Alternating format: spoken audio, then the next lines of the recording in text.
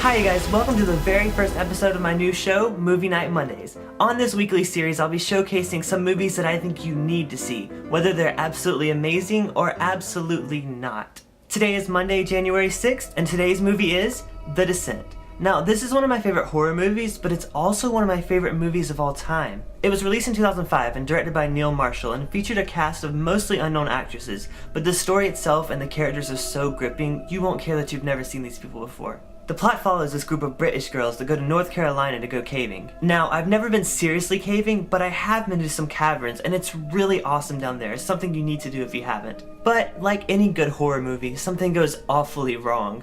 Through a random occurrence, the girls become trapped in the cave, which is scary in itself because it's complete darkness and the only thing they have are their own lights. But to keep this movie different from every other story of survival, I'll just say they're not alone down there. Now, those of you that know me know that I love horror movies, but I'm not one to jump from every jump scare. However, this movie has the type of scares that really creep me out. First of all, most of the movie is in complete darkness other than shadows on the walls. Second, the audience never really sees more than the characters see, and that itself is terrifying. This definitely doesn't feel like a big budget film, but at the same time, it doesn't come across as cheap or B-rated in any way possible. They're minimal sets, but the thing is, they make use with what they have, and even in those small, tight environments, you really get terrified of what's going on around you, and it definitely doesn't feel repetitive. IMDb gives this movie a 7.3 out of 10, but I would personally rate it about an 8.5 out of 10, just because there's so much that this film gives you that other horror movies don't. There was also a sequel made, The Descent 2.